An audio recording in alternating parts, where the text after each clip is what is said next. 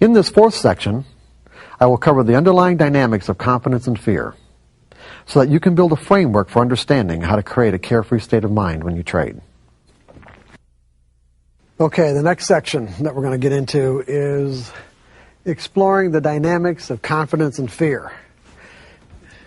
In other words, what was from this morning and just a little while ago, not so much a little while ago, but especially from this morning, what's the primary problem? Why do we have so much of a problem, or what creates the problem in a trade-by-trade perspective? In other words, if I'm looking at the market, if my technical indicator gives me a signal to buy right now, okay, if I'm not predefining my risk, if I'm hesitating, if I'm jumping the gun, if I put my trade on and I want to move my stop, what is it that's going on right now? What's compelling me to make these kinds of errors? Fear. And what's behind the fear? The possible negative mistakes that we've made in the past. Okay, but that's good. Yeah, because you don't want to get tapped into being wrong, losing, missing out, all that pain. But remember, I said what was a universal characteristic of all humanity in terms of how we feel about our expectations being fulfilled? Satisfaction. Well, yeah, but no, when they are. But what I'm saying is that it's because I'm expecting this trade to work. Okay, I want you guys got to get this. Okay, the reason why I'm having a problem is because I'm expecting this trade to work. This trade. It's not because I'm thinking that I've got a series of trades. Remember the pattern with flipping the coin? The pattern is that if I've got an edge, I'll give you another example. Let's say that I've got a coin that's weighted heavier on the tail side, so that it's going to come up on a percentage basis 65% of the time heads. And I get someone to take the other side of a bet where I get to call the flip every time. What am I going to do? Am I going to try to determine when tails is going to... 35% of the times tails is going to come up. I'm going to call heads every time. That's a pattern, okay? The way it relates here is that I've got a technical methodology that gives me winning trades, let's say 65% of the time. I don't know which of those, of the next 20 trades or 25 trades that come up, I don't know which ones are going to be the winners and which ones are going to be the losers. If I'm going to trade my methodology appropriately, it really obligates me to take every single trade. I can't be picking and choosing my trades based on what I think is going to happen, because I've already established you don't know.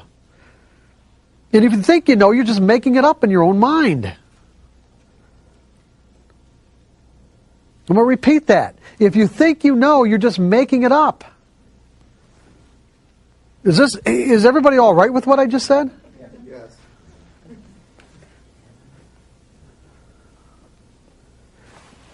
And so it obligates me to take every single trade that comes up, because I don't know which ones are going to be the winners and which ones are going to be the losers. It means that if I'm having problems, it's because I have a certain expectation about this trade, or about this trade, or about this one.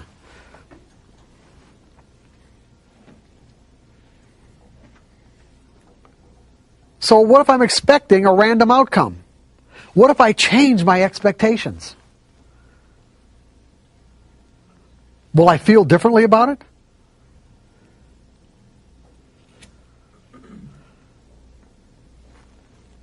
If I change my expectations, will I feel differently about it? Definitely. Is there anybody in this room? Does anybody who trades? Let's put it. I don't think I've ever met anybody who trades who hasn't at least gambled at some point in their lives. Right? What do you expect when you put money into a slot machine and push the button? Goodbye. Good. Well, one of those answers was goodbye. I like that. What else? Loud. If anybody's going to say anything. What are you expecting? Really? On this one? Seriously. What do you expect? You know what you're expecting? You're expecting something to happen, right? You're expecting the wheels to turn. You're expecting something to show up. Now think about what I'm just saying.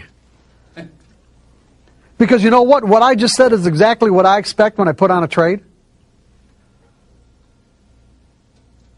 I'm expecting something to happen. I don't know what. But over a series of trades, if I do everything right, I'll make money. Because I'm managing my expectations on each one of these trades. I'm managing my expectations so that I do not have the potential to define and interpret these up and down ticks, the information the market gives me, in some sort of threatening or painful way. Because what I'm going to tell you, what we're going to get into now, is the effects of that. When you put money... What's that? How realistic, then, is that 65% on your methodology? What do you mean, how realistic? It could be 70 or 80 or 50. Go ahead. No, take the microphone. How realistic is a 65% win ratio on your methodology? I'm not understanding the question. How realistic is it? Well, if you can't go by any individual specific trade, but you say over 20 trades, you can say you expect to win 65% of the time. Correct. They're based on past performance. Okay, but then again, looking at over any individual 20 or 50 sample, how realistic is maybe that 65% saying that that's a real number? I'll find out. I don't know. I don't know. How will I know? How could I know? I'll find out. That's why you trade in sample sizes that are limited. In other words, I don't make an assessment of how well it's working until after the end of a sample size. If at the end of a sample size, I get a high enough percentage of winning trades where I'm satisfied, then I'll take another sample size. If I don't, then I'll find ways to tweak my indicators to improve my results. So if you're to say, how realistic is it? I have no idea of knowing what's going to happen in the future. And when you get right down to it, it is possible. Would it not be possible for me to start a sample size that trade won and end up where every single one of them was a loser? Am I going to know that in advance? And see, and that's where paper trading is so critical, is that by paper trading, you will get a realistic assessment as to how well your edge works. And people have no problem paper trading. They'll paper trade to find out if their methodology works and to gain confidence in it. It's the other part that they won't participate in, meaning that they won't take a similar exercise to see how well their own psychology matches up to what they need to do to be consistently successful. In other words, to set up an exercise. Paper trading is an exercise, is it not? It's an exercise in developing skills, in understanding your methodology, is it not? So wouldn't it be just as reasonable to set up an exercise to learn how to execute properly, so you manage your expectations? What do you consider a proper sample size? 20, 25 trades. I don't think it has to be more than that. I really don't. If it's not working within 25 trades, then there's something you're going to have to change. Okay, so it's all about our expectations. When I put money into a slot machine, I'm expecting something to happen. If it comes up a loser, do I get all worked up about this? Does this tap me into my accumulated emotional pain of every time I've been wrong and lost in my life? I mean, look at there are people who trade and because of their expectations, make every error in the book and can't make consistent money. And the reason why is because of because of their expectations. And yet, if they put money into a slot machine, where essentially the only difference between technical trading and a slot machine is the fact that with a slot machine, you have to put your money in first and then wait for a pattern to emerge.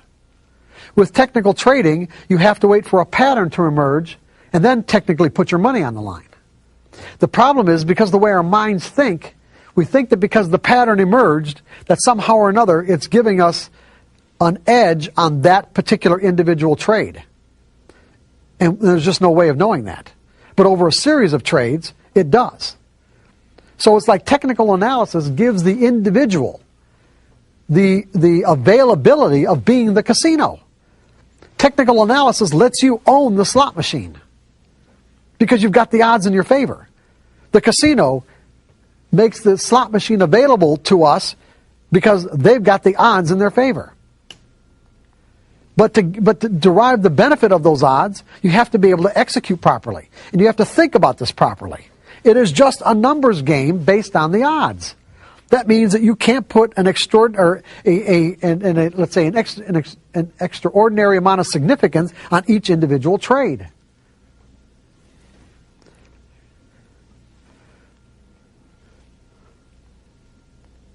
Because if you sat and played a slot machine, you wouldn't think anything of it. If you played a dollar slot machine and you sat down with the idea that, you know what, I got $100 in my pocket, and you didn't win, you might have, let's say 10 times in a row you didn't win, you're still going to push the button. Because eventually you think, eventually I'm going to hit. Eventually I'm going to hit, so it's all right. You see, it's all right. Same thing here. This trade didn't work. Well, eventually I'll get a winner. This trade didn't work. Eventually I'll get a winner. This trade didn't work. Well, eventually I'll get a winner.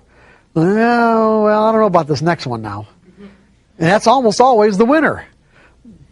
Now, if it turns out that your methodology has diminished in its, let's say, in its capacity to produce a winning percentage, because the underlying nature of the market is changing in relationship to this fixed formula, then, that's why you trade in smaller sample sizes, or a sample size where you don't lose an inordinate amount of money to find out it's not working. But you do this right, and you're the casino. Regardless of all the dynamic traders, regardless of all this other stuff I'm talking about, it doesn't matter. None of that stuff's important. As long as you understand how the underlying dynamics relates to the formula, so that you don't put an extraordinary amount of significance on a formula that's just giving you a pattern in collective behavior, not individual behavior. And it's individuals who move the market. So those individuals, there can always be an individual or group of individuals who come into the market that do something that completely negates the outcome of your pattern. And that's all right, because there's no way to know that in advance. It's all right. When you look at it that way, then you won't get all worked up. Then it's just a random outcome, just like a slot machine. It's just a random outcome.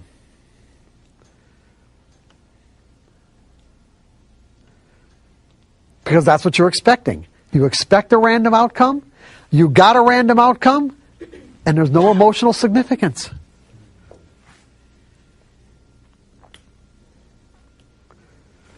Because here's what happens when you don't look at it this way.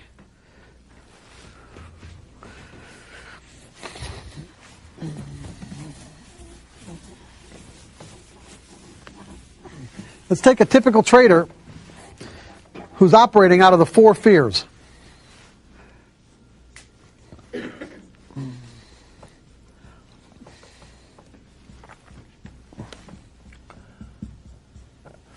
Okay, we got support, we got resistance, we got a nice trading range.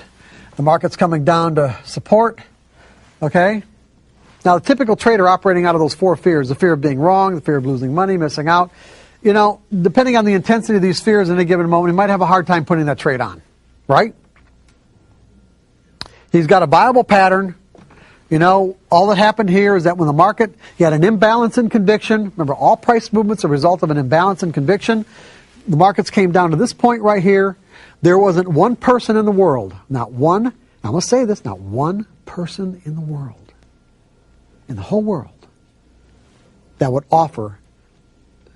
take out the bids to offer this market one tick lower than this price right here. Not one. Okay? And then all of a sudden there's an imbalance in conviction where there are more buy orders and sell orders that drives the price up to here. And the same thing happens, drives the price down to here. Same thing happens here, here. Now it's coming back down. Now, from my perspective, I'm looking at it like this. How much room do I have to give the market to tell me that the people who bought here and the people who bought here are going to come back into the market and do it again. Because right now there's an imbalance in conviction on the sell side. That means that enough orders, buy orders, have to come into the market to absorb all the offers, to absorb all those offers, with enough left over to create upside movement. Do I have any way of knowing whether or not they're going to come in? No. No, I don't. But the odds are in my favor. At least I hope they are. In any case, I'm willing to risk a certain amount of distance from my entry point to find out. That's all it means to me. If they don't come in, it means, you know what, the guys that bought here and bought here, they might be out to lunch. And that happens. I'm not kidding you. I know that for a fact. I've experienced it. Because I intimately knew, a lot of the big traders in certain markets that would buy here, and I'm thinking, okay, they're coming back in, and they were out to lunch. Say, hey, where were you guys?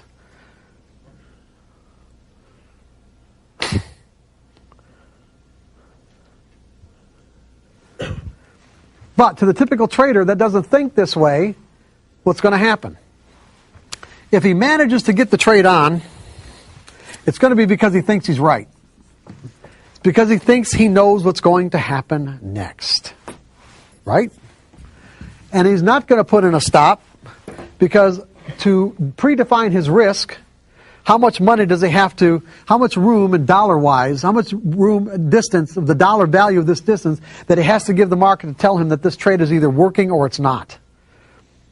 Or that to let it go any further isn't worth finding out. That's all it means to me. But he's not going to think that way. He's going to think, by gathering evidence, that this trade might not work. He might be talking himself out of taking it. And so by the time he actually manages to get this order in the market and buy somewhere in here, he has convinced himself that he's right. Now remember I said earlier, and I think I just said it once so you might not have gotten it, that fear has an effect on the way we perceive information. When we're in a state of mind of fear, we are perceiving information in a threatening way.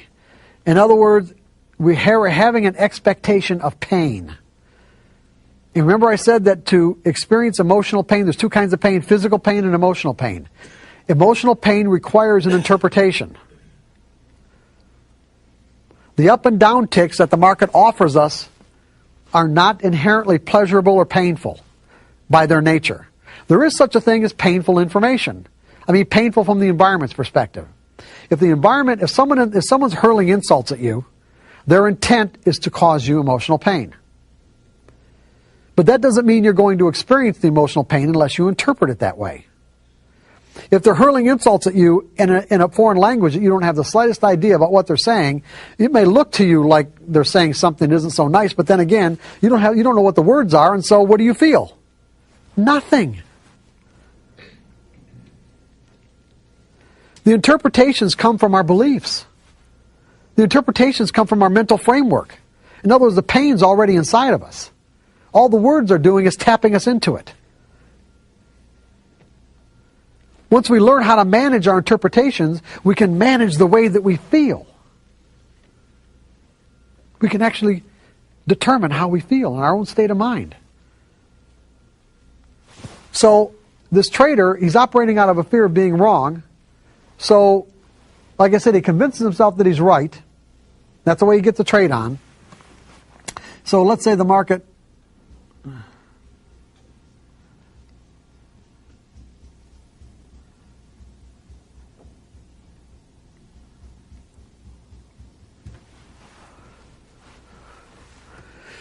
Now, I said that fear causes us to focus on the object of our fear so that we end up creating the very experience we're trying to avoid. This trader is trying to avoid being wrong. Now, we have self-protective mechanisms. They can work at an unconscious level.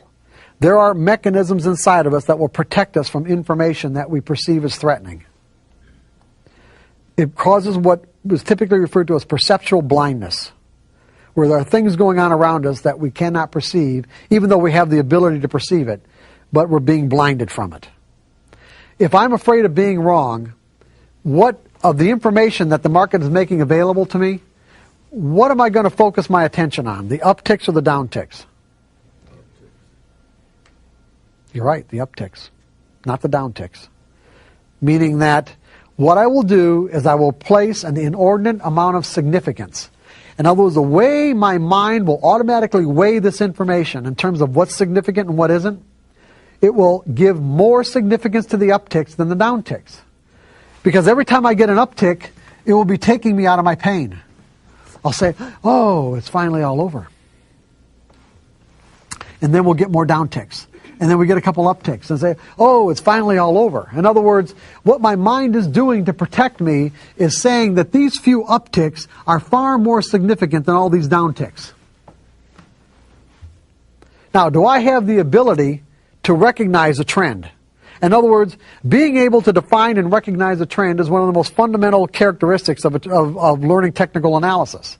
A trend is a series of higher highs and higher lows, or lower highs and lower lows. But in this moment, am I able to recognize this as a trend? No, because I'm too focused on getting myself out of the pain, which means that I'm focused on these upticks. Now, our trader's operating both out of a fear of being wrong and a fear of losing money. Now, what ends up happening is this, is that if this were to represent all the negative energy inside of his mind of what it means to be wrong,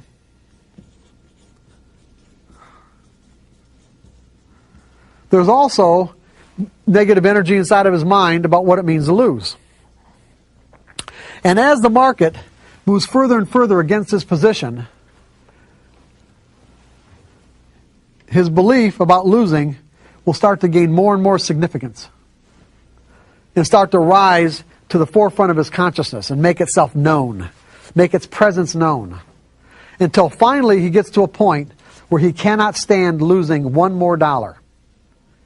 And that one more dollar, in essence, is when the pain of losing one more dollar is 1 degree greater than the pain of admitting that he's wrong. In other words, when this pain is greater than that pain by 1 degree, he'll get out of the trade. That's when he'll admit that it's a losing trade and get out.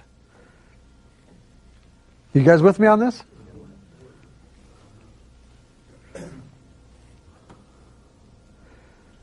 Now, he would say that the market did this to him. But what I'm saying is that is blatantly not the case. His fear did that to him. He created the very experience he was trying to avoid. He was trying to avoid being wrong, and he made himself wrong. And ultimately, this is always the spot where the market, where the market does that anyway.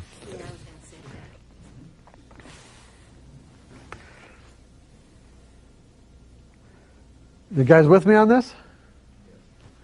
Okay, now this trader gets out of this trade right here. He looks back at this chart pattern and why didn't I just go short? Why didn't I just go short?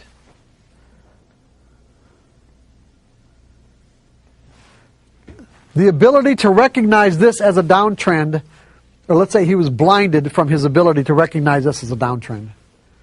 The distinction existed inside of his mind. In other words, he can actually make the distinction of what a downtrend is. But in that moment, while he was in that trade, he was blinded to his own distinctions.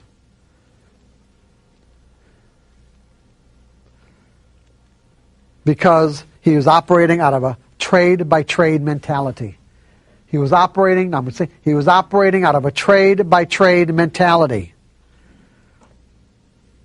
This trade took on the significance of life or death, just like any other trade that he puts on does. And to be a consistently successful trader, it ain't going to happen if you think that way. The pros don't think that way. Determine your risk. It either works or it doesn't, and go to the next trade. Determine your risk. It works or it doesn't, go to the next trade. That's all it is. That's the whole game.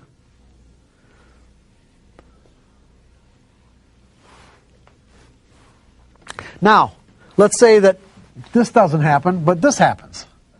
Let's say instead of it going against him, that the market does this. Now what ticks do you think he's going to be focused on, the up or the down ticks? The market's doing exactly what he wants, by the way. Now the market is doing exactly what he wants. And what ticks do you think he's going to be focused on? The down ticks. And why the down ticks? Because he's been in too many times of trades where the market has taken away his profits. And so he places an inordinate amount of significance on every down tick, and in essence ends up doing what? Leaving money on the table. So what he does is, let's say he gets out right here, so he cuts his profit shorts and lets his losses run.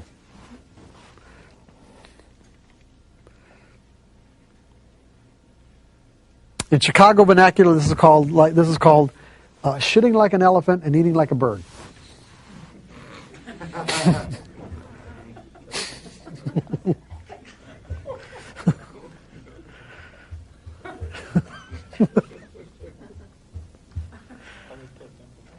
What's that?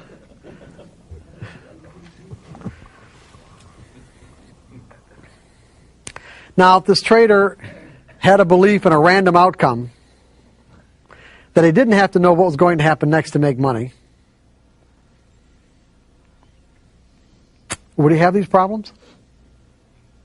What would he be expecting if he had a belief in a random outcome? That there was just a random distribution between wins and losses on any given set of variables that defined his edge. If he believed that, if he believed that it only took one trader somewhere in the world to negate the positive outcome of his edge, if he believed that no matter what reason he thinks he has for putting on that trade, that the reason why it works or it doesn't work will almost never correlate to the actual reason that he conjured up. If he believed all these things, how would he be handling this? Come on, how would he be handling it? Tell me. Well, he would have a plan, or in my words, I like to use the word strategy. Okay. When he got into the trade, he's going to say that, okay, when it reaches this level right here, I'm going to get out. If it goes down to this level down here, I'm going to get out. Now, he may have ended up leaving some money on the table, but at least he's going to be in that percentage that he had already predetermined that's going to create him to be a winning percentage of trades. Would he have be saddled with the same emotional problems that he had if he was operating out of a fear of being wrong or losing money? No, because he didn't have any emotion in the trade. It's saying, hey, it's following my predetermined plan that I have in place. Right. And it either works or it doesn't, right? That's right. Because I trade from a series of trades perspective. I don't know what each individual trade is going to do.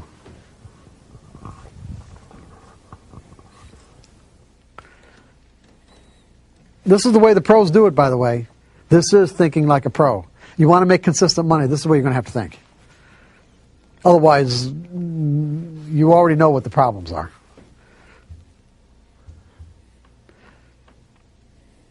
Trading will take on a quality of being exasperating because you can see the potential and it seems like you're always just like that close from getting it and you never get there. How we feel, our state of mind in any given situation is always real and the absolute truth. Now, I want you to make a distinction here. At any given moment, we're in a state of mind. State of mind could be any number of things. We have a lot of ways to define states of mind. It could be a state of mind of like satisfaction, dissatisfaction, happiness, joy, fear, terror.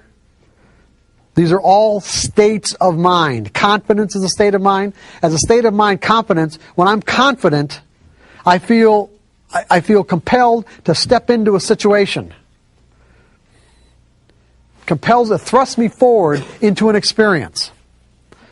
Of course, if I'm fearful, then what am I doing? I'm pulling back because I feel threatened in some way. I'm perceiving the information that's available in that moment as threatening.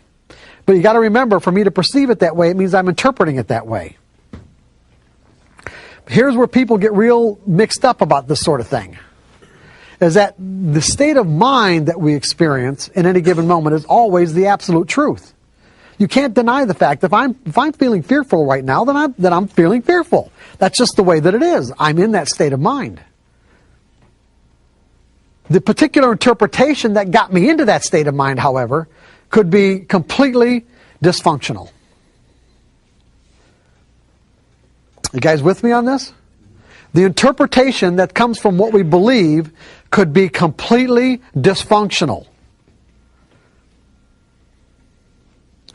You see, as passive technical traders, if we believe that somehow or another our methodology is telling us what's going to happen next on any particular trade, the reason why we're having problems is because that is a dysfunctional belief. It was never true.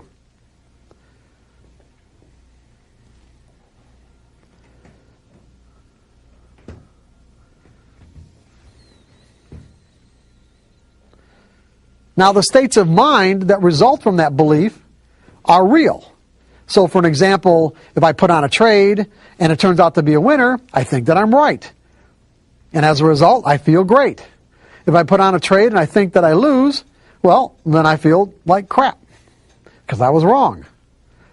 The reality is neither one was really true, because when you win, you weren't right, and when you're wrong, you weren't wrong. Because whatever reason you had to put on the trade in the first place, again, had almost no correlation to what actually happened with the market. In other words, why the market did what it did. You just happened to put on a trade at that time that worked.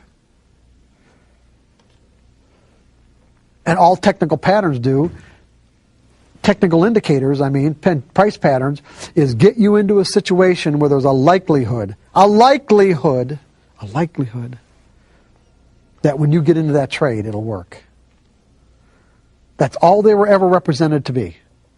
You understand what I'm saying? That's all they were ever represented to be.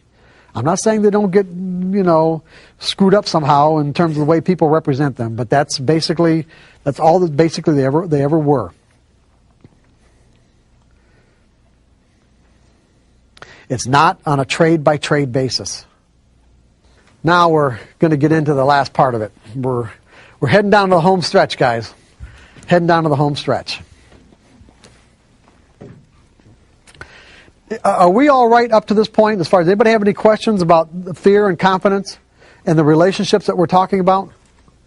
That what we're talking about is the fact that we've got to, if we want to think like a pro so that we can experience the kind of results that the pros get, which are consistent, it means that we have to change our perspective from trade by trade to series of trades. Does anybody have any questions about that and why that's essential? So if you know that, why do we have to go to a series of trades perspective? Why?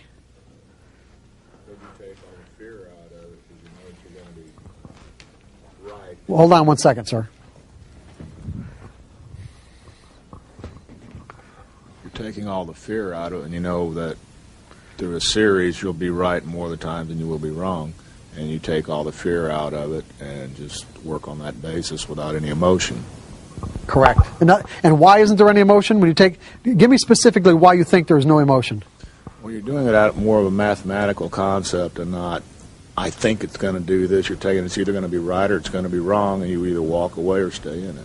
I want you to use the words expectations in your answer. Okay? I don't really have any. I don't have any expectations. It's either going to work or it's not. Yeah. In other words, this particular trade, you don't know what you think something's going to happen, but you don't know what. Right. When you put money in a slot machine and push the button, you think something's going to happen, but you don't know what. And if it comes out to be the jackpot, well, hey, that feels great. You're surprised, right? When I put on a trade, I feel the same way. Literally, I don't know. I don't have to know. I just have to do what I need to do to make money on a consistent basis, which means I have to take every one of these trades. I can't pick and choose. The only reason why I pick and choose is because I think I'm right. So when you change your perspective from a trade by trade to a series of trades, it automatically manages your expectations in a positive way. I'm going to set this up for you as an exercise in a little bit, okay? But I just want to make sure we're anybody else have any questions about any of this? So in other words, what are we doing at this point then? So you know where you want to go, right?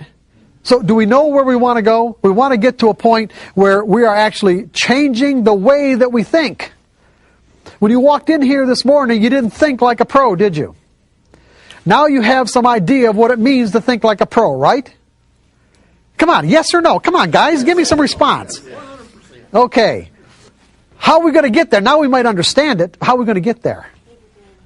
Well, paper trading, yeah, well, yeah, sort of, but yeah, I'm not saying you just have the answers. I'm saying we got to have a way to get there, right? We have to have a series of steps to be able to get to this particular mindset, because what we're really talking about here is we're talking about changing the way that we think. Now, that can have some profound implications, right? No one seems to like to change the way that they think. Most traders have to go through the process. Remember this morning, the common thread between all traders who end up, being really successful is that they end up having to lose one or more fortunes, or what they defined as a fortune, to get to that point. It's because the process of losing caused them to change the way that they think about trading. Now, do you want to do this the hard way, or do you want to do it the easy way? Easy way. Okay, I'm getting some response here. Good.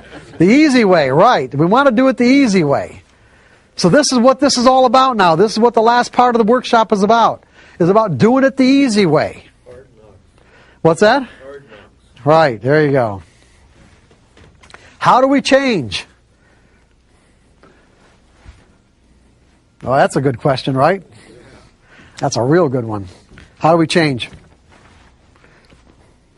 A lot of theories. A lot of techniques about it, a lot of theories on techniques. As far as I'm concerned, change is really a function of, well, you can break down to a series of steps, but really change is really a function of desire. When you get right down, remember how we took price movement and boiled it down and distilled it down to simply what? Price movement, all price movement is a function of what? Imbalance and conviction between buyers and sellers. All change is a function of desire.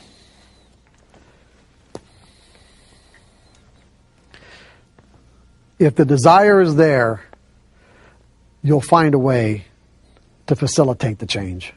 And it really doesn't matter what the technique is. Honest to God, it really doesn't.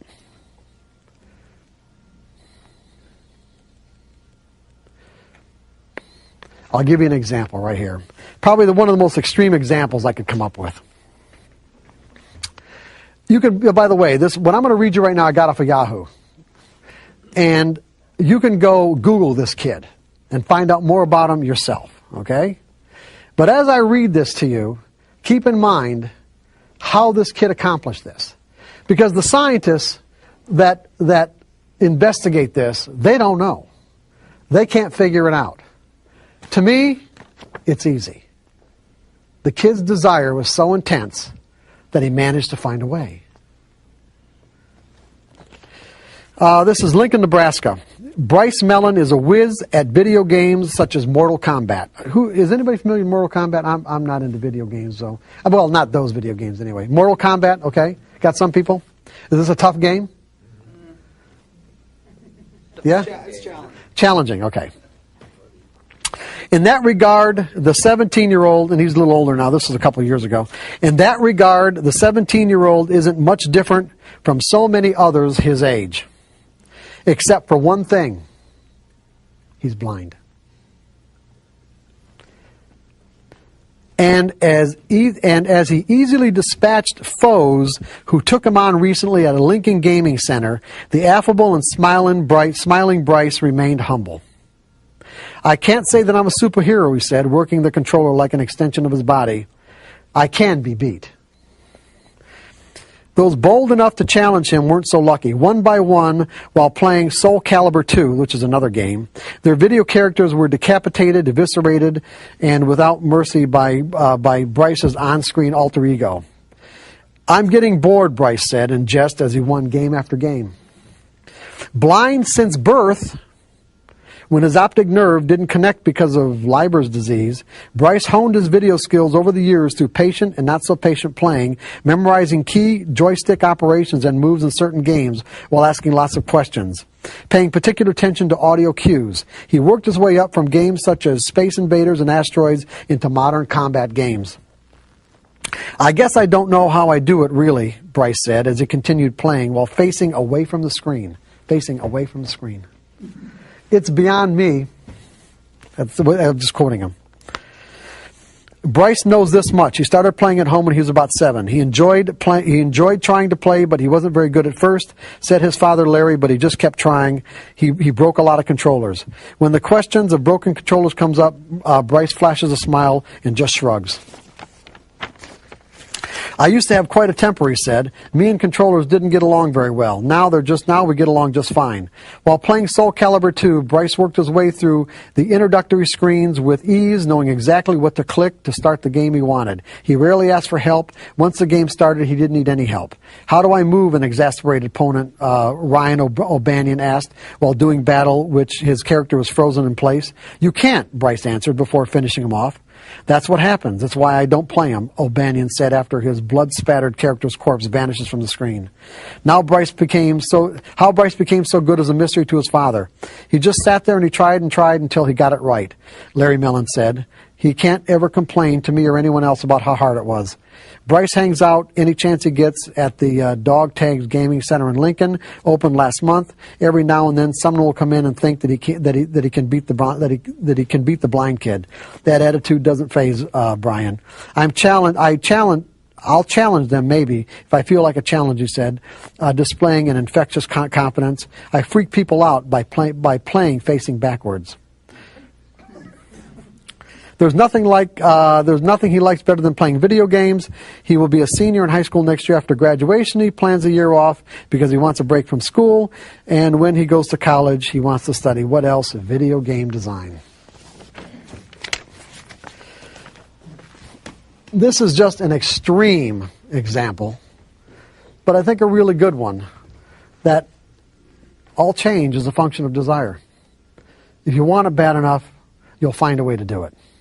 If you want to be able to think in probabilities because you want to be consistently successful, you will find a way to do it. I'm going to give you ways, but what I'm saying is that you will find a way. If you don't, then it's that simple. You won't. It's like almost every, let's put it, the traders, when I was doing coaching, the traders that I worked with fell into the 2 basic categories. And there almost wasn't anybody in between. The first category would be traders who were already consistently successful. They already knew how to win, and what they wanted was fine-tuning. So they'd go to a trading coach like myself to find some really creative ways, let's say, to fine-tune themselves where they can actually make more money than what they were already making. And then the other category was desperation and I'll do anything. The I'll do anything. Everyone in between, no way.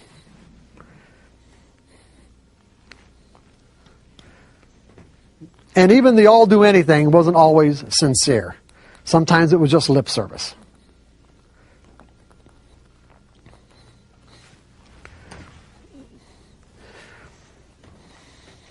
Change is also a function of the degree to which we change, is also a function of the clarity of your intent. In other words, you can have the desire, but your intent has to be really clear. Because when you think about the whole concept of changing, what you're really saying is that I'm willing to let go of a certain portion of my identity, in a way. Of some part of myself that, I obviously operated out of for X number of years or months or whatever, maybe put a lot of energy into, and you got to be willing to let that go. Is it even possible to change a belief? How about it? Is it possible to change a belief? Yes. I mean, it happens all the time, does it not? Yes. Is there anybody in the room who did not grow up, like this is just a simple example, a simple illustration. Is there anybody in the room who did not grow up with a belief in Santa Claus? Is it most everybody did? Just an example. If you believed at some point in your life in Santa Claus, where's that belief now? What happened to it? What happened to that portion of your identity?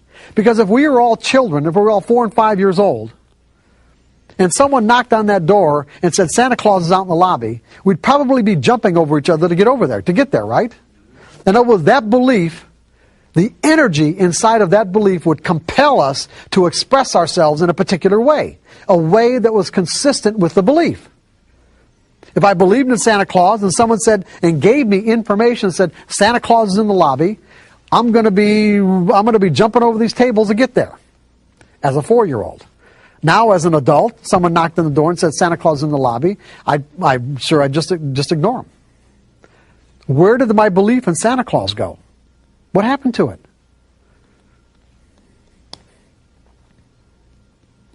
Just let it go. Yeah, I don't know the underlying. I mean, really, I can't say that I know the underlying dynamics of how that energy got transformed. But I can say it doesn't exist inside of my mental environment any longer in a way that would compel me to express myself like I did believe in Santa Claus. In other words, there's no more energy there. I can remember when I did believe it. I can say to myself, yeah, there's something, or maybe even something there even now, but not enough for me to go running out into the lobby. You can say before you walked in here that you might have had a real strong belief that whatever you used to determine your edge gave you that edge on a trade-by-trade basis. In other words, I wouldn't be putting on this trade if I didn't think I was right. Now you can say to yourself, are you willing to let that go? The only way you're going to be willing to let it go, to even generate the desire to let it go, is if you're really clear about your intent. Hopefully I've given you enough insight to be really clear about your intent as to why you might want to let this go. Because it's just going to create frustration. If you like trading on a random basis, then great. Then stay on a trade-by-trade basis. And trade randomly, because it is fun. You'll win, you'll have winning streaks, but I can assure you without a shadow of a doubt that you trade randomly and you are setting yourself up for catastrophic losses. Because anything you do could result in a win, and most of the things people end up doing are just the kind of things that set themselves up for a catastrophic loss. Because you are reinforcing inappropriate behaviors. On a trade, when you trade randomly on a trade-by-trade basis, you are reinforcing inappropriate behaviors. Those inappropriate behaviors, namely, are not predefining your risk is the biggest one. You get into a trade, you don't predefine your risk, and you win. You're going to do it again. You're going to do it again until you get hit with a huge loss.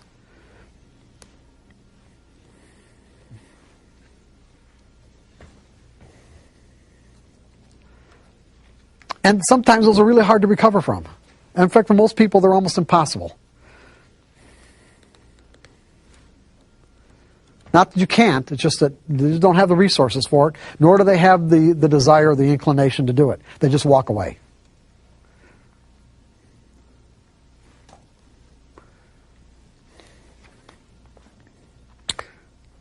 Are you relatively clear about why you would want to do this? Why you'd want to go from a trade-by-trade to a series of trades perspective?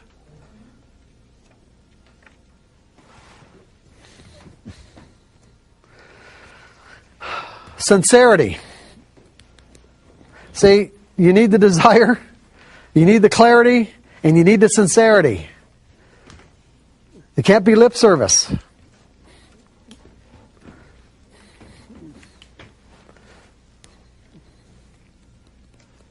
It has to be real. It has to be authentic. As a matter of fact, I'm going to say to you that based on my experience, if you're clear, if the desire is there, it's genuine, the clarity of your purpose is there, it's unconflicted, and so the sincerity is there, it will virtually happen automatically. That is the technique for change. What most people, the problem is that with most people, it takes usually a series.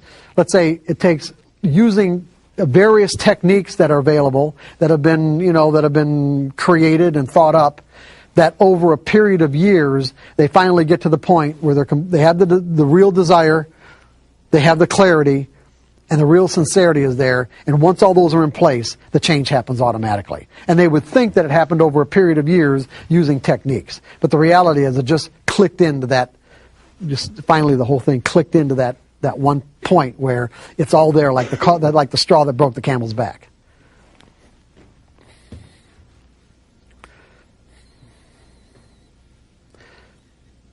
I mean, a good example would be about what I'm talking about in terms of how clear you have to be in some cases, because some of the energy that you want to move out in terms of a conflicting or dysfunctional belief, it could be really strong energy. I mean, it could be pretty substantial. When you think about it, I mean, there are traders that I worked with many years ago especially that were really, hardcore technicians. I mean, these are really hardcore guys that just, I'm not even going to mention the techniques they use, but, it's like, well, I'll get Elliott wave casualties. I mean, there were guys that were just, there was a time in the late 80s and early 90s where a lot of my off-the-floor traders were what I call Elliott wave casualties. And, because these are guys who just, who love to analyze. And, when they start understanding the difference between analysis and execution and also the underlying dynamics of the market, it's like they had to get to a point where the realization that they'd spent 10 years or 8 years and thousands or tens of thousands of dollars on analysis and workshops and seminars when none of it was, or very little of it was really necessary. I mean, they had to reconcile all that stuff, and that wasn't an easy thing to do. That wasn't an easy thing to let go of. It wasn't an easy thing to say, okay, it was all right. I know what I need to know now, and,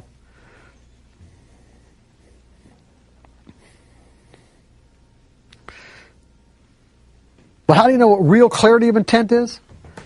Imagine yourself being held underwater. Imagine yourself being held underwater. And as your air starts to run out,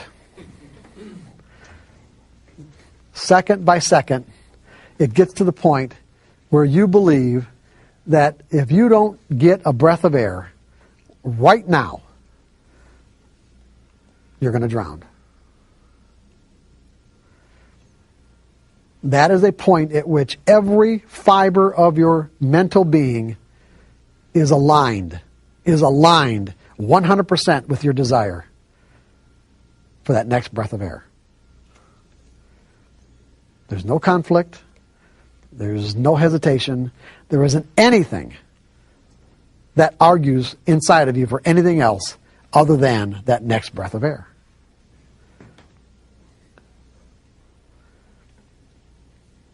If you want to make money bad enough, in other words, if you want to be able to make the kind of income that you can rely on as a trader, then your desire to switch to this series of trades approach has to be greater than any resistance that you might have to stay in a trade-by-trade approach. Does this make sense? Absolutely. It does.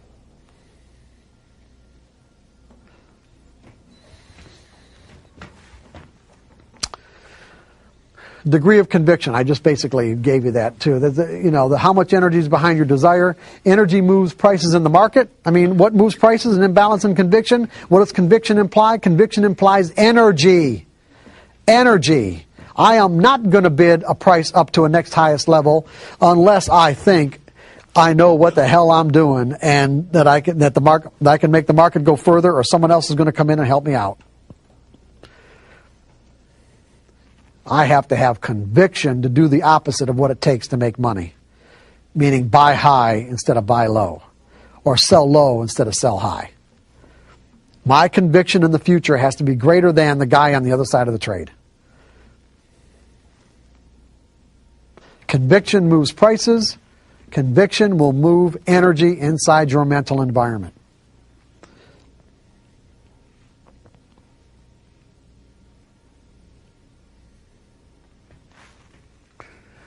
Focused thought will move energy out of dysfunctional beliefs. And that's basically what we're talking about. We're talking about clarity of intent, desire. That is focused thought. You know exactly where you want to go. You want to get to the point where you believe that there's a random distribution between wins and losses, that anything can happen, that you don't need to know what's going to happen next to make money. And that's the big one. I don't need to know what's going to happen next to make money. If you understand the benefits of installing those beliefs inside your mental environment as a core component of your trading personality, then you will find a way to do it. I'm going to give you away, but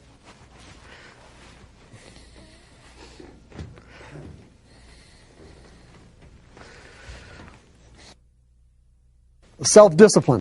Self-discipline I define as simply making a conscious commitment to pay attention to what you are thinking, saying, or doing in relationship to what you're trying to accomplish in any given moment. In other words, if, for an example, I have a goal or a desire or an objective, a desire to transform myself into someone who can think like a professional trader, someone who thinks in a series of trades perspective, someone who believes in the random distribution between wins and losses in my series, and I also know that, I may have any number of conflicting beliefs that I've acquired over the years that say otherwise, that say, even though I'm aware of the benefits of this, there's all these other beliefs that say this isn't true. This is not who I am. This is who I am right here. He seems to be making a lot of sense up here, but you know something? This is who I am. You want to transform yourself into someone who thinks this. You can use self-discipline as a technique, which is simply my objective is to think in a series of trades perspective, start monitoring your thoughts, your words, or your actions to see that they're consistent with what it is that you want to accomplish. And then simply purposefully refocus when you find out that you're saying, doing, or thinking something that's opposite or not consistent with what you desire. And just constantly refocus. Eventually you'll get to the point where you are that person. A real good example of employing self-discipline is back in the late 70s, I decided I want to become a runner. And I can't tell you why, because I don't remember the reason why. I just got it in my brain that I wanted to do it. Now back when I was a kid, in high school and college, I was very active, played a lot of sports. But from that point on, my lifestyle was such that I ended up becoming somewhat of a slug. And I say a slug, just, I watched a lot of, my primary vocation other than working was watching TV. And so when I decided that, I wanted to become a runner, what did I do? I went out and ran. And I found out that I couldn't. I say I couldn't, I literally couldn't. I was shocked and astounded as to how out of shape I was. I couldn't even run 2 blocks. And so, I went out the next day and only could run 2 blocks again. I thought, oh my God. And then I didn't run again for probably 6 months.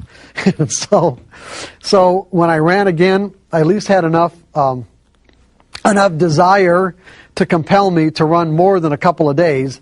And I found something out is that I was amazed at how fast your body adapts and improves. And so that gave me a lot of encouragement because, I ran a couple of times and I ran the 3rd and 4th time and it's like I ran so much further like the 4th, 3rd or 4th time. I'm thinking that gave me a lot of encouragement to think, okay, I can do this. And so I set this goal for myself that this was like in May, I don't remember, in May of 1979 or 1978. I really don't remember. Anyway, but I set this goal for myself that I wanted to be able to run 5 miles by the end of the summer. And at the time, it seemed insurmountable. It really did. It didn't seem like it was even remotely possible to me, but that was my goal. And so I went out and, being kind of a methodical person, I went out and I bought a journal, a running journal, and a stopwatch, and of course the running shoes and all this kind of good stuff. And so set out to just start running, and immediately ran into a set of obstacles. And those obstacles had to do with it wasn't a part of my identity, because every time I said, okay, I'm going to go and go running, okay, I'm going to go run. Well, what do you think happened? All these conflicting and competing thoughts flooded my brain like, okay, it's too hot, it's too cold, I ran 3 or 4 days ago, nobody I know, none of my friends are doing this, it might rain, and the biggest one, of course, was, I'll go after this program. And of course, I never went. So I would say that out of all the times that when I said I want to run, I would say that I managed to actually get my shoes on and get out the door maybe 30% of the time. Okay? But that 30% of the time, I was improving, okay? And I was actually getting further and further and getting encouraged. But I realized as as I could run further and further, like I was up to a mile maybe, or a mile and a quarter or something, because I marked it all off in terms of like every half mile kind of thing of the course that I did. So I realized that I was getting so enthused over the fact that I was even getting that far that I thought I needed a mechanism to get the 5 miles, because I thought I'd quit. What I mean I thought I'd quit is that if I got to 2 miles, that was so far beyond what I thought I could ever do anyway, that what would compel me to go to 5? And so, I don't know why I thought that way, but that's what I did. I really did. So I established what I called the 5-mile rule. And the 5-mile rule was, if I managed to get through all my conflicting and competing thoughts, and if I managed to get through those and actually get my shoes on and get outside and take one step forward, that I had to always run at least one step further than I did the time before. And I knew what that was because I kept a journal. I knew exactly where I stopped. So my rule was, I always had to go, I could go more than one step, but I had to be at least one step. And what I found, and this was really interesting, because what I found is that there was a threshold. There was a certain threshold point at which all the conflicting and competing thoughts went away, and it was like I became a runner. It was like I didn't have to force myself to go out and run anymore. I actually felt compelled to run. And in a sense, what I did was create a new sense of identity. Like some people might call it a habit or whatever. I just call it a new sense of identity. I actually established a belief that said,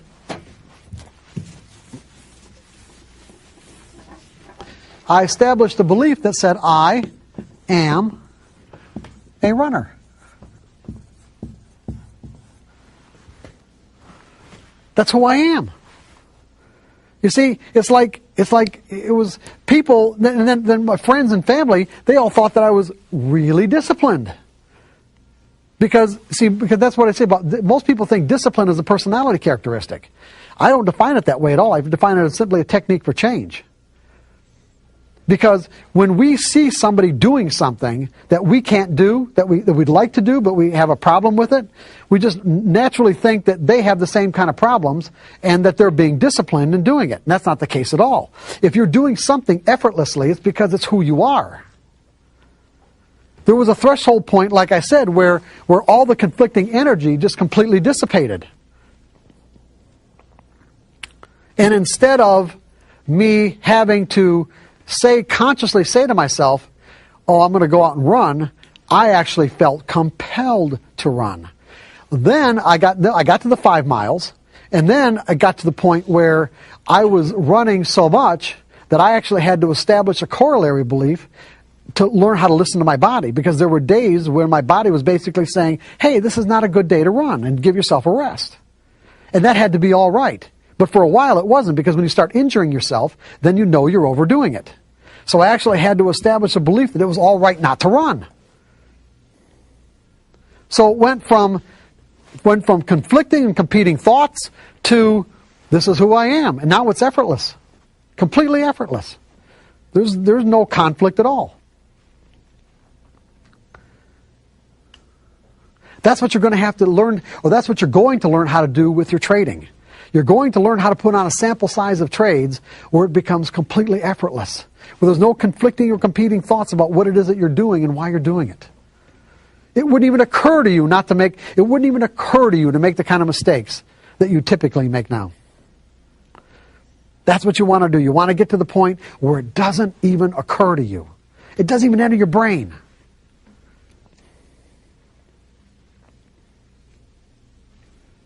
Does everybody understand that example?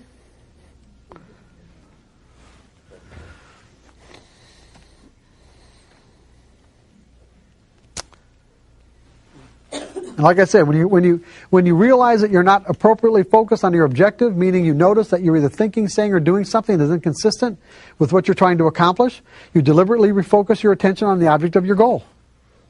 Just do the best you can. Okay. So basically, like I said, this whole section, this last section is giving you steps and techniques for evolving into a professional trader's mindset.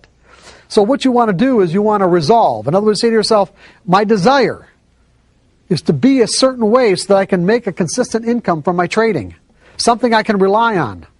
So I resolve to stop analyzing or trying to figure out if the current opportunity put on a trade is going to work. Resolve to stop doing that. And when you find yourself doing it, consciously refocus your thoughts that analyzing is not beneficial in any way. As a passive technical trader, you are dependent on the behavior of the traders to make your trade a winner. And you are using a mathematical formula or price pattern to predict what they will do. Math formulas or price patterns don't know the intentions, objectives, or reasons why the individual traders who are capable of moving prices behave the way they do. As a result, you will almost never know the real reason why any particular trade worked or not. There's nothing to analyze. There's just nothing to analyze. Nothing. There was back when I was in commercial casualty sales, there was a sales course that I bought by Zig Ziglar. Everybody know who Zig Ziglar is? Okay. And there was a part of this sales course where Zig Ziglar was talking about the exact right moment to ask a closing question to close a sale. And he said he's trying to get people to understand when that right moment is. And when you know where you're at that right moment, Zig Ziglar paused and there was silence. And then he screamed, "Shut up!" He screamed out much louder than that. "Shut up." The first person who talks loses. In other words, when you ask that closing question as a salesman, shut up and don't say a word, because if he said the first one who talks loses, and that was the truth. That worked. I found when I felt compelled to talk before he did, I didn't get the sale. And when I was able to keep my mouth shut and let them talk first, I did. What I'm saying to you is that when you get a signal from your methodology, stop thinking. There's nothing to think about. There's nothing to think about.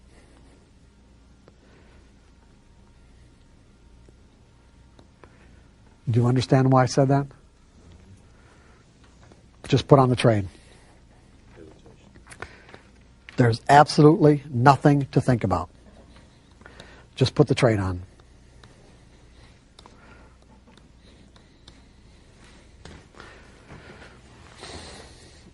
So you resolve to stop analyzing, okay?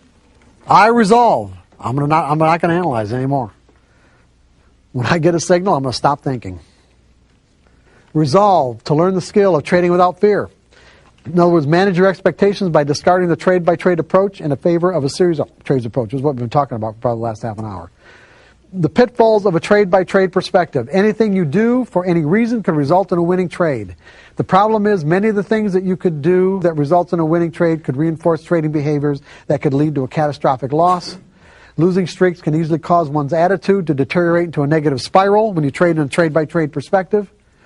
From a trade-by-trade perspective, you are making a choice to pick what you think is an edge out of all the other possible trades you could have picked. In essence, you are saying, I am picking this trade because I think it's going to work.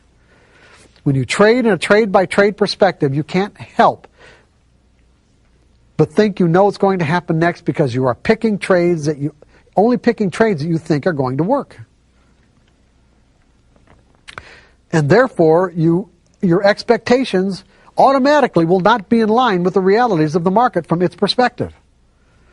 And therefore will have the potential to define and interpret market information in a threatening way, therefore causing your perception of that information to be all out of whack, and you're going to end up creating the very things that you want to avoid, which is lose and make money, or lose and be wrong. You guys with me on this? Yes. The reality is, at a rational level, you don't know if any trade is going to work because you never know for sure who's participating and what their intent is. You're guessing. See, you know what traders is? An educated guess. This is what we do as traders. Edge. Got an edge. You-cated. Guess. That means probabilities. You're making an educated guess. You've got the probabilities in your favor. That's all we're doing here.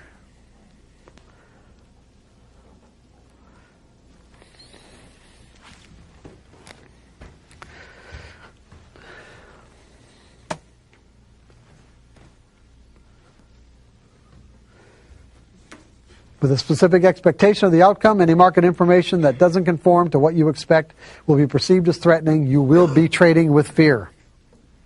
If you win, you think you're right, and if you lose, you think you're wrong. In either case, you'll be setting yourself up to make a trading error on the next trade.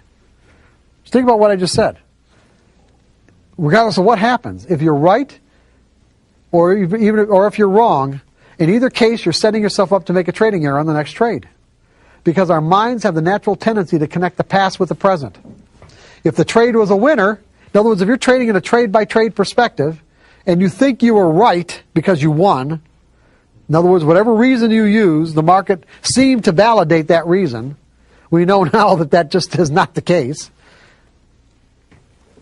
If the trade was a winner, we're susceptible to, on the next trade, not predefining the risk.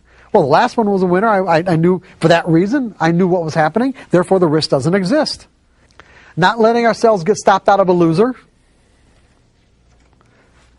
Jumping the gun because you're anticipating the signal. Over trading our position size.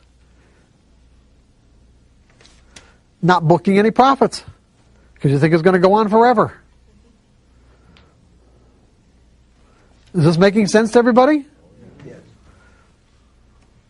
If the trade was a loser, you're susceptible to not predefining the risk because you're going to gather all the information that's necessary to make sure it's not going to be a loser this time.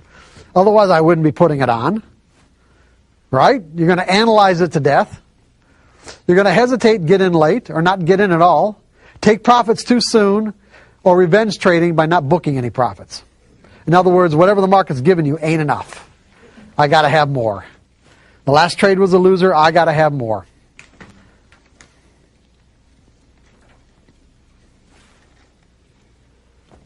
The benefits of a series of trades perspective. You know exactly what behaviors serve your purpose and what behaviors do not. You cannot trade in a series of trades perspective with a trading plan and not know exactly what behaviors will serve your purpose and what behaviors will not. Because everything's planned out. You're either following your plan or you're not. But the point is, everything is planned. You are not picking individual trades, therefore, no one trade has any more or any less significance than the other. The next trade, this trade, they're all just trades. None of them have any more or any less significance. You will gain a sense of freedom to flow in and out of your trades without conflict because you are not living or dying on the outcome of any particular trade. By reducing the number of variables, you will be learning what works and what doesn't.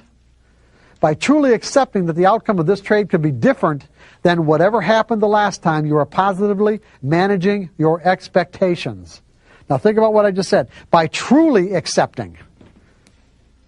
What does it mean to truly accept? It means that there's no other part of your identity or consciousness that is in conflict with accepting the fact, genuinely accepting the fact, that this trade could have a different outcome than the last one. If the last trade was a winner, it means that this trade could have a different outcome. It could be a loser. If the last trade was a loser, it means that this trade could have a different outcome. It could be a winner. You see, our minds don't feel like there's anything wrong with you by thinking in the previous way, because our minds are wired to think that way. Our minds are literally wired to connect the two. That's why it's so difficult for many people to break through into this ability to think in probabilities and to break into this threshold of consistency. Is because we're working in some cases against natural wiring. It is natural for our minds to say, if this is what happened the last time, if the circumstances are identical or similar this time, then the same thing's going to happen. What I'm saying to you is that you have to step into an exercise where you consciously disconnect the two. In other words, your whole purpose is to disconnect this now moment from what happened the last time. Because there is no connection. The reality is there's no connection. That's the truth. You just can't let your mind think that there is a connection.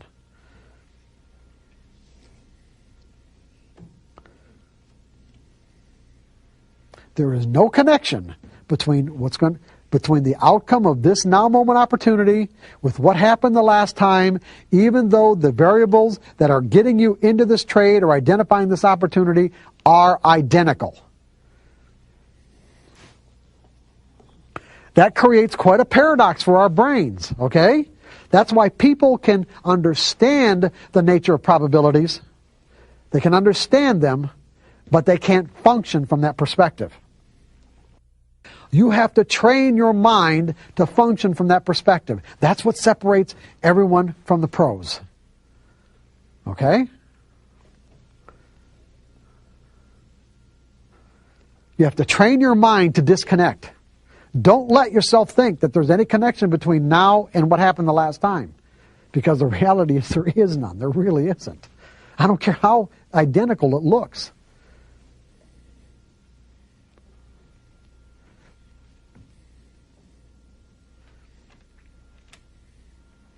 You can use the same mathematical formulas and criteria in those formulas that apply to market data and come up with these patterns, but I guarantee you the traders that are operating in the market now are not the same traders, identically at least not the same traders as the ones that operated the last time. Therefore, there's no possible way that there could be a connection between now and then.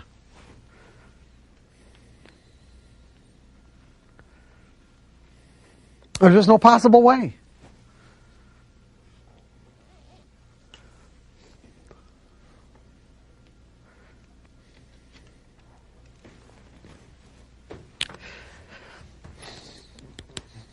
When you disconnect, when you make that disconnection, okay, you won't perceive market information as threatening.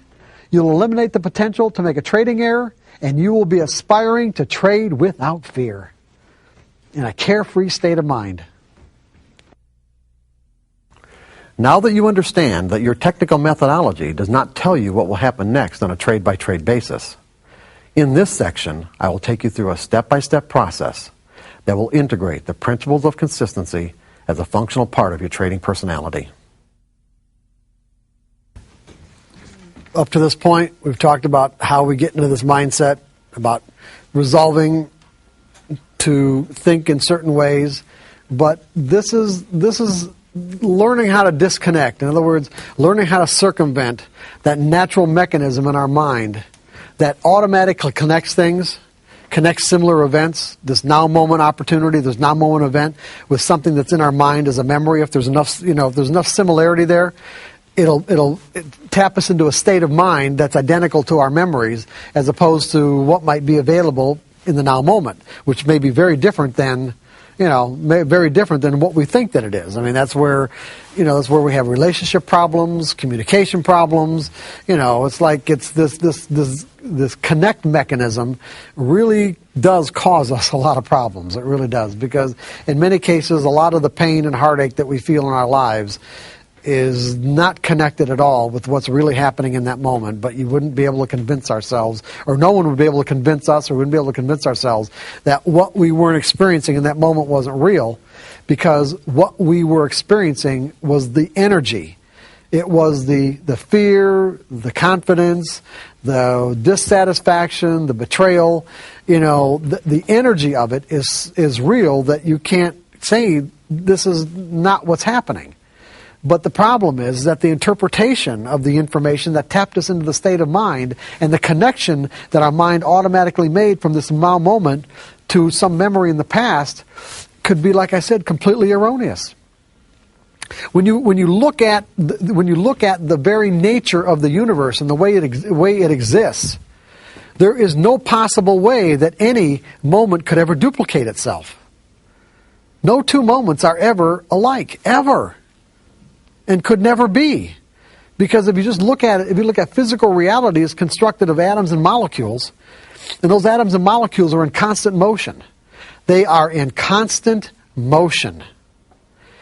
For two moments to ever duplicate themselves, it means that all the atoms of all the molecules would have to be in the exact same spot they were in some previous moment right now.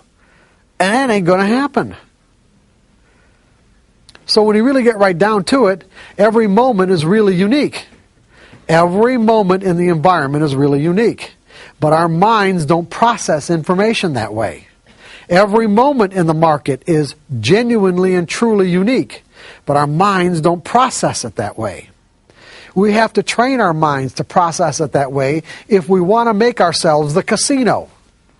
If we want to put ourselves in the situation where we are the casino, then we got to get our minds to process information in a different way. Richard had a comment that I thought was really good. We tend to associate with a winning trade or a losing trade. That when we do suffer a loss, we tend to think of ourselves as a loser instead of that is just a trade that turned out a loss. Right. And when we do get a winning trade, we think, well, I'm a winner. So you get caught up in the emotion of it instead of looking at it, that was a bad trade, this was a good trade. It has nothing to do with whether or not you're a winner or a loser. Richard, have you ever played the slots? No. Never?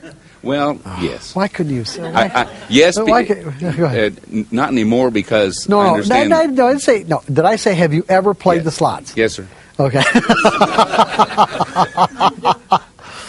When the tumblers didn't come up with any kind of a jackpot, did you think of yourself as a loser? No.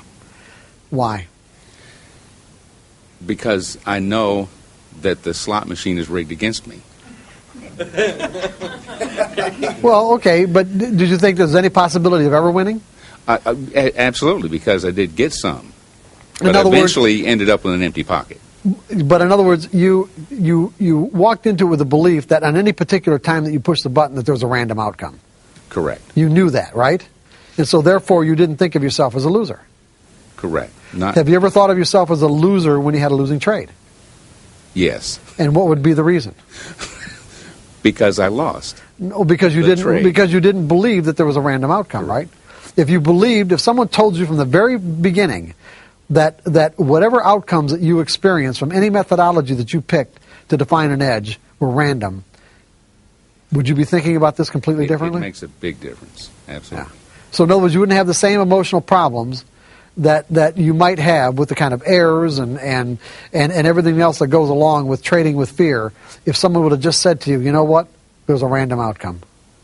Even though it's a pattern and it doesn't make sense and it creates a paradox for our minds, we got a pattern that produces a random outcome. If you believe that there was a random outcome, where would the emotions come from? They would certainly diminish if not. Well, they go wouldn't away. be. I don't think they'd be anywhere at all, would they? Go away. Yes. No, I'm saying if you just right from the very start, what would you have to associate with?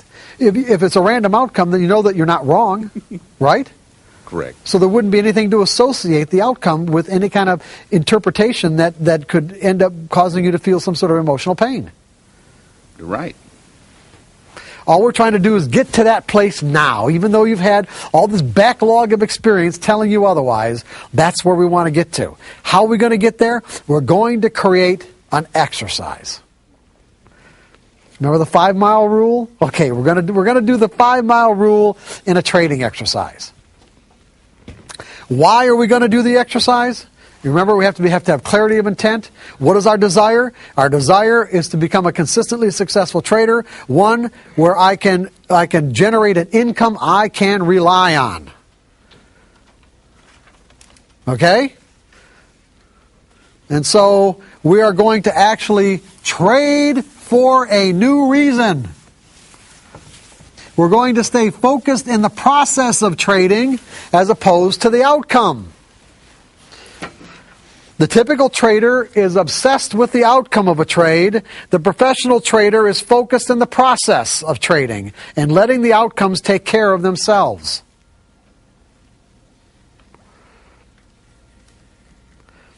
As a matter of fact, the best traders that I've ever encountered love the process of trading.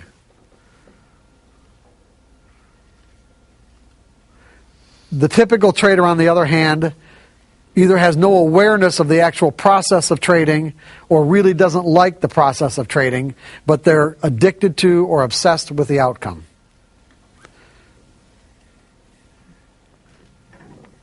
So you have to make up your mind, and everyone in this room at some point in their lives, for some reason, has decided to make up their mind about something, and when you have, you got results.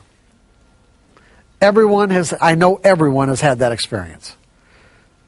You've made up your mind with so much desire, so much clarity of intent, and with absolute sincerity that you got the desired result.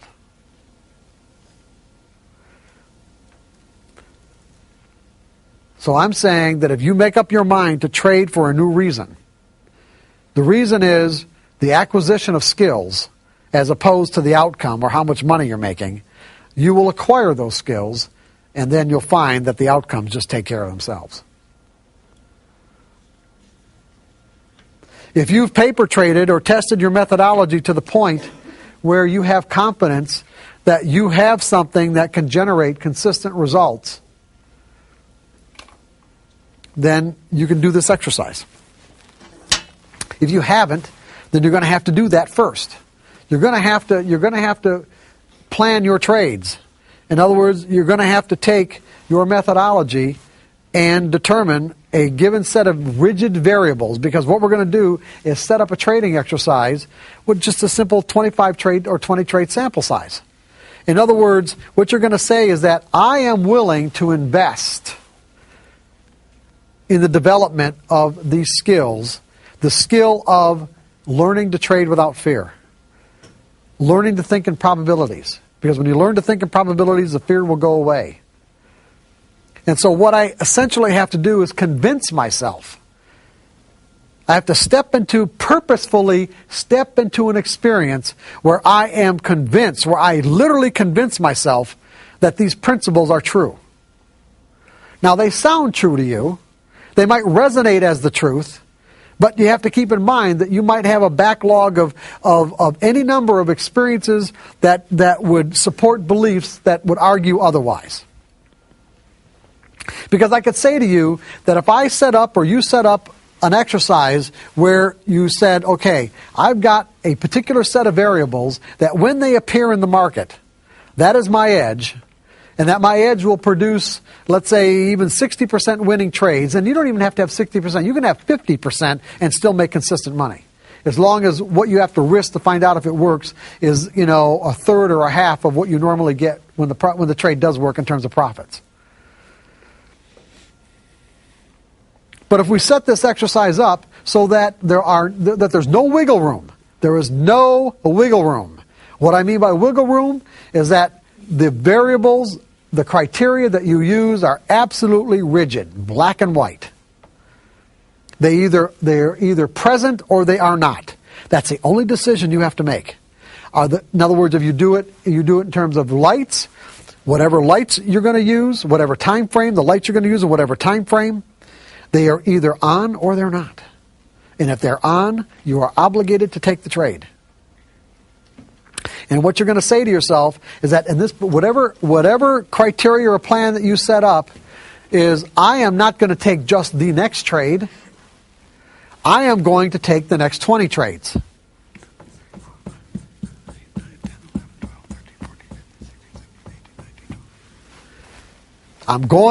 You are committing yourself to taking the next 20 trades of the occurrence of your edge. You will know in advance, based on testing and paper trading, exactly the optimum amount that you have to risk. In other words, what your risk is on each trade, and it's not going to be a varied amount. It's going to be a specific amount, whether it's in terms of dollars or distance. It will be a specific amount so that you know exactly how much each trade is going to potentially could cost you. And it should really be set up as a rigid profit potential too. In other words, I don't want you making subjective decisions just about how far you're going to let the market go in your favor. So if you can get a set of variables, well, let's say you even 2 to 1 or even 1.5 to 1, 1.5 to 1, meaning that if I have to risk 1 point of something, even if it's, let's say, in stocks, if I have to risk $1 to make that my particular set of variables, my entry variables, will get me into a trade where if I risk $1, I'll get $2 60% of the time or 50% of the time. Then that's what you do. You do 2 to 1. There are trading methodologies that can be even the opposite. You can even go 2 to 1 here. Meaning you can risk 2 to get 1, but in these cases the trade has to be 80 or 90% correct. You can do it any percentages you want as long as it is fixed. There is no wiggle room. There is no subjective decision making whatsoever. Am I really clear about this? There is no subjective decision making whatsoever. Go ahead. The big things in expectancy or in trading with risk-reward ratio is you don't know which trade is going to be the winning trade. Correct. And typically you try to let your winning trade, you get stopped out on your winning trades. But what you're saying to us for this exercise is that we take a fixed stop. I understand the fixed risk, but a fixed, essentially, profit stop. You know what? If you can set it up as a trailing stop, if you can set your trailing stops up where you're not making any kind of subjective decision, you can do that too. So it doesn't matter as long as it's defined. If you're sophisticated enough to do that, then yes. Okay. Most traders in these situations are not. That's why I make it real easy. Okay. As long as you're not making any decisions. So in other words, what you're saying is that if the market goes X number of points in my favor, I move my trailing stop up to a certain percentage below where the market is right now. And you don't move that unless you get stopped out or it moves up another gradient or whatever. Another, what am I thinking? Standard like deviation beyond. Yeah, okay, whatever you're using, okay? Yeah, if you can do that, that's fine. I just want all the variables to be completely and absolutely fixed. Okay? And then you fixed all these variables, and so you say to yourself, I'm going to take the next 20 trades. Not just the next one, but the next 20. No matter what. No matter what. Now that means that you have to be prepared based on the amount that you have to risk. You have to be prepared to take 20 losses in a row. The likelihood of that happening is about as remote as getting 20 wins in a row. But the point is that the dollar value of the risk of each trade multiplied by 20, you have to be able to afford. So you've got to set it up that way. You've got to set it up so that you can afford the dollar value of the risk of taking 20 losing trades in a row. Because what you're saying to yourself, if taking the risk, if taking the 20 trades in a row, losing 20 trades in a row based on the amount of shares that you trade. So for an example, if the standard amount of shares that you trade would say that, if I had lost 20 trades in a row based on how much I've got to risk, it's going to be $5,000. You say to yourself, you know what, I don't want to spend $5,000 on this. Then don't. But say I'm truly willing to spend, let's say $1,000, then set it up where the amount of contracts or shares that you trade correspond to adding each one up where it comes up to $1,000. Even if it means just trading 10 shares at a time. Go down to a level where you're completely comfortable with the dollar value. You have to be completely comfortable. And then when you get an occurrence of your edge, put the trade on and see what happens. And if it turns out to be a winner, you think, oh, hey, yeah, Mark Douglas, hey, good, hey, this is all right, okay? Yeah. So this one turns out to be a winner, and maybe this one turns out to be a winner. And maybe, this one's a loser. You think, okay, I can handle that. And this one's a loser? Uh-oh, and this one's a loser. Now we've got 3 losers in a row. I have rarely met a trader who doesn't have a problem with the next trade after 3 losers in a row.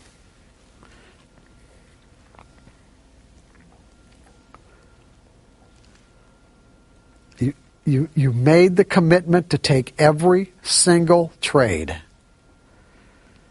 When the next one comes up and your mind is screaming, no, it's a loser. Remember how our minds are wired to think? Our minds are wired to think that way, but that is not the truth. The truth is, your methodology, the mathematical formula, does not know what the outcome of that trade is going to be. And neither do you. You got to take it anyway. And see, And when these occurrences, when you purposefully put yourself into a situation where you're confronting these conflicting beliefs, because that's what's rearing its head. This is any different than me saying, I want to go run, and then well, after that program, or it's too cold, it's too hot, it's raining, whatever. It's the exact same thing.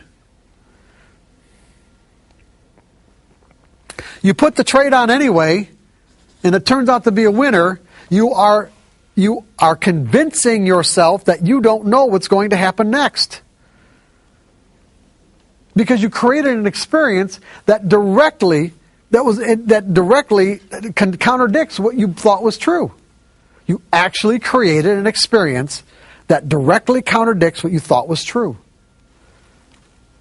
And the more of these you run into, and the more times you do it, all of a sudden, you're not thinking the old way anymore. You are truly and genuinely learning how to think in probabilities. You are integrating thinking in probabilities as a core part of your trading personality. You may understand the nature of probabilities, but now you're being able to function from a probabilistic perspective. Because what you're going to do is you're going to do this exercise until you can do it flawlessly. You are going to do this exercise, and you do the first one, and if you don't execute your trades completely flawlessly, then do it again. Now, at the end of a sample size, if you don't like the outcome, if you don't like the results, meaning the amount of money that you made, or even lost for that matter, because that's possible, you don't like the bottom line, you can tweak your variables. You just can't do it in the middle of a sample size. If you want to change your variables at the end of a sample size, you're free to do it. You cannot do it in the middle of one. Cannot. Absolutely cannot.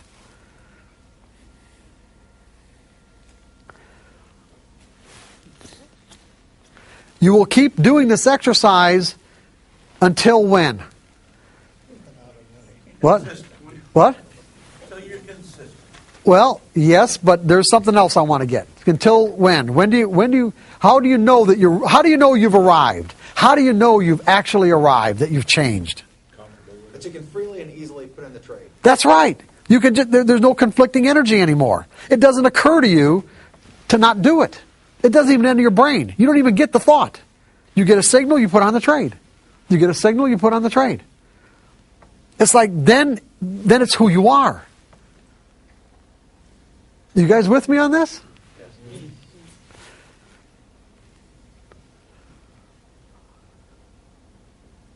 You managed to actually work through all that conflicting energy, and you've changed. You're a different person. Because the competing and conflicting thoughts don't even enter your consciousness. They're not there anymore. Because it's not who you are anymore.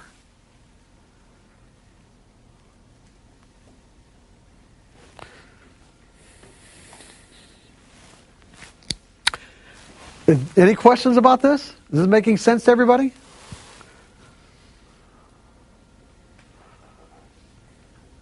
If you're really sincere about wanting to generate a consistent income, you'll do this exercise.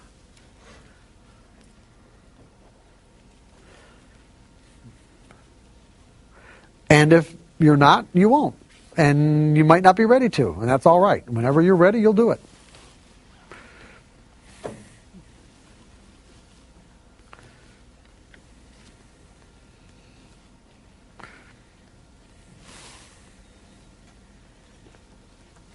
But this will work.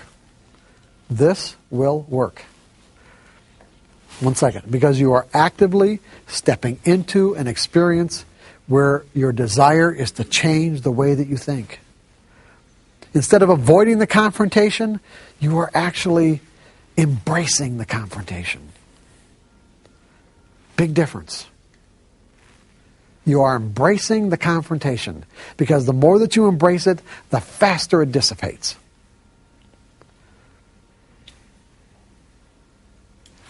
Go ahead. Can you speak a little bit about going from paper trading to real money? I know there's a difference, and you would say you were trying a new strategy or something that you were tweaking. You would do paper first, and what would you consider it? I mean, if would you look at each trade, and if you executed it flawlessly, and you say you generated money, and then you went to real money, how would you decide? I guess if you lost money, to answer my own question here, in other words, what would you expect the transition to be?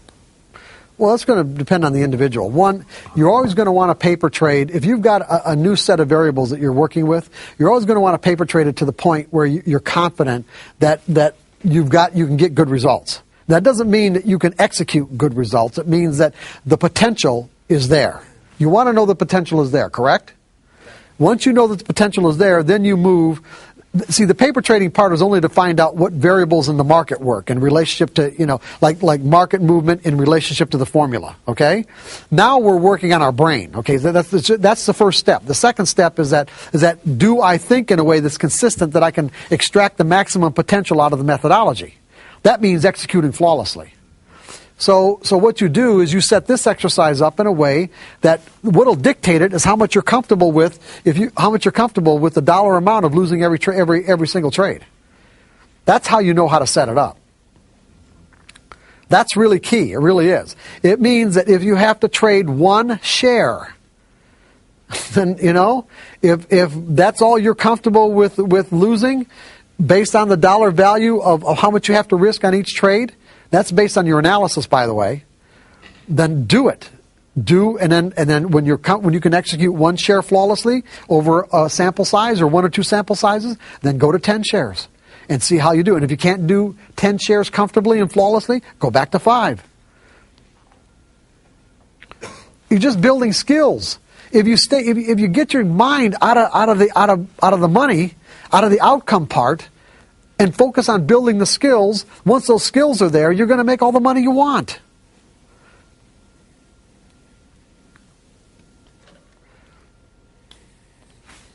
That makes sense, doesn't it?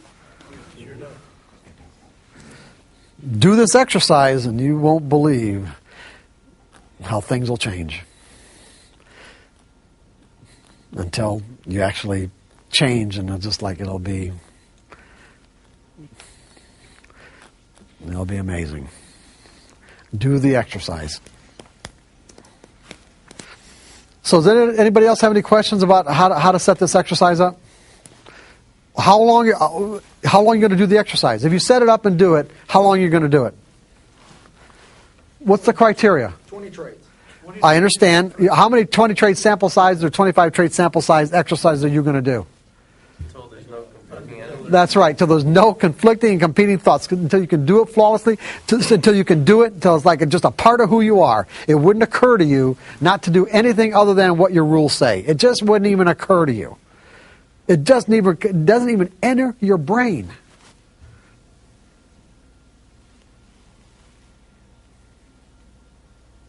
And I guarantee you, at that point, you will be thinking in probabilities. You will be trading without fear.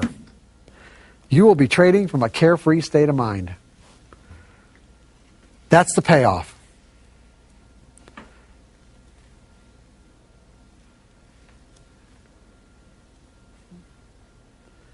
You'll be thinking like a pro.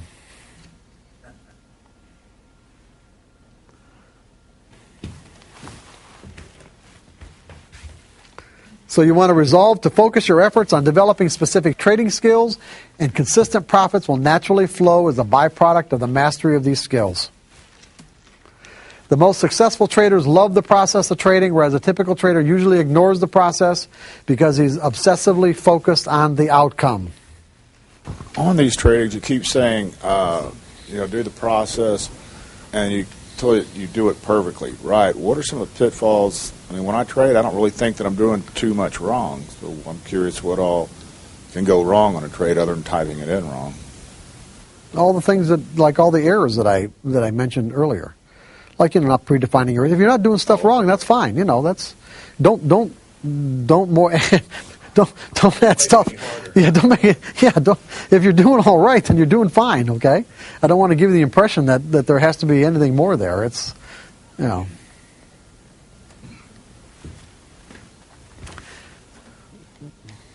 Okay, resolve to commit the 5 fundamental truths about the nature of trading as core beliefs of your trading personality. Those 5 fundamental truths are anything can happen. Is that true or not? Yes. Every moment is unique. Is that true? Yes. Okay. An edge is nothing more than an indication of a higher probability of one thing happening over another. Okay. Is there a random distribution between wins and losses on any given set of variables that define an edge? Yes, absolutely. Do we need to know what's going to happen next to produce a consistent income? No. You see, so if you find yourself, as you're doing this exercise, with conflicting and competing thoughts, pay attention to what you're thinking. Pay attention to what you're about to do as a result of what you're thinking, and then refocus on what you want to believe.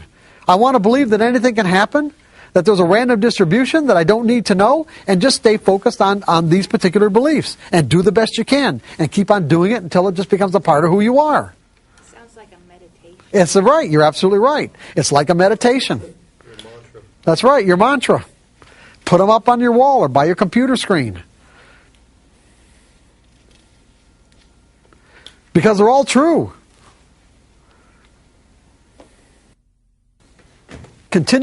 Resolve to continually reinforce a belief in your ability to be a consistently successful trader by adopting the trader's creed. By the way, these two things are in trading in the zone. The 5 fundamental truths and the trader's creed are both in trading in the zone. The trader's creed, I am a consistent winner. In other words, remember the belief that I put up that I am a runner? Remember that? I said when I actually became a runner, that belief compelled me to express myself in a way that was consistent with that belief? Well, what we want to do is install a belief that says, I am a consistent winner. And the subset beliefs that you have to make this true will automatically compel you to act or behave in a way that's consistent with that belief. Why are you a consistent winner? Because I objectively identify my edges. Objectively, meaning no rationalizations, justifications, or building cases. I know what criteria defines my edge, and it's either present or it's not. I predefine the risk of every trade. Wouldn't even think about getting into a trade without doing that. Now, that doesn't mean, because who brought that up earlier? No, he's not here right now. That doesn't mean that I always put a stop in the market. But I trade subjectively. That doesn't mean I actually enter a stop. But I guarantee you that whatever price I picked as my risk point, I never violate not getting out at that price. The market hits my price, I get out. That doesn't mean I've entered a stop in the market beforehand. But I could do that. I don't have a problem with that. It wouldn't even occur to me not to do otherwise.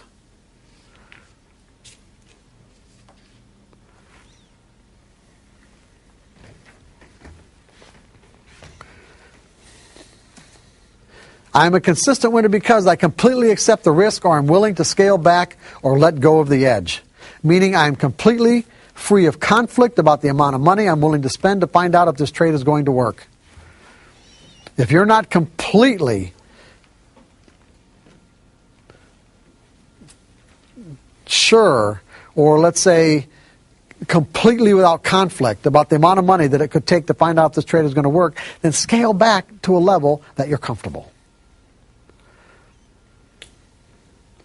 But the important thing is participate. Even if you have to scale back again to, like I said, 1 share, at least you're participating at a level where you've got some money at risk. I act on my edges without reservation or hesitation. I am a consistent winner because I act on my edges without reservation or hesitation.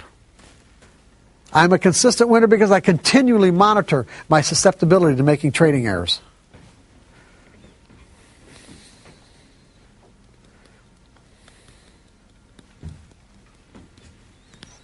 And how do I do that? I keep journals.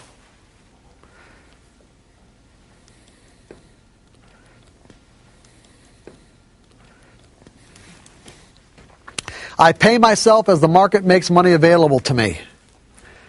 I subscribe to a philosophy of scaling out of positions. I like to divide my position up into fractions and scale out in quarters or thirds.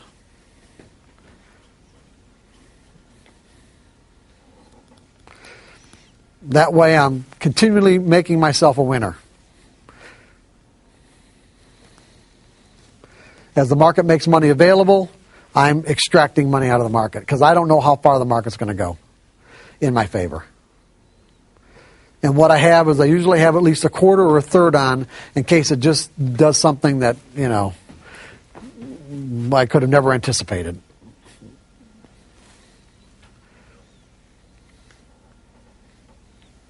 And by the time I've got just the last third on or last quarter on anyway, and I've got a trailing stop or at least a place in my mind where I get out if it retraces back to my not far beyond my entry point anyway from that point on.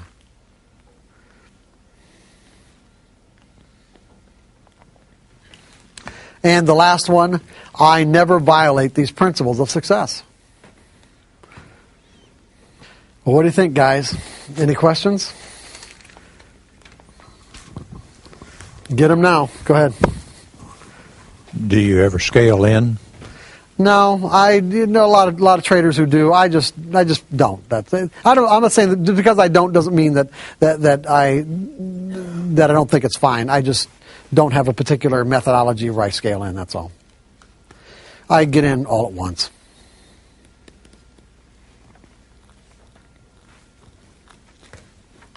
Anything else? Here's your chance to get on the DVD.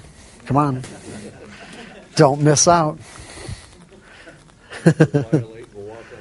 What's that? Never violate and walk on water. No. Why? What do you mean? That you think? Well, what do you? Yeah, you don't have to. You can get to a. Go ahead. Never violate. The never is it that they said never say never. Well, let's put it this way: you can at least aspire to never violate the principle. Yeah, that's good, but that's a good point. Yeah, you're making a good point. You really are. I appreciate that. You can aspire to never violate these principles of success.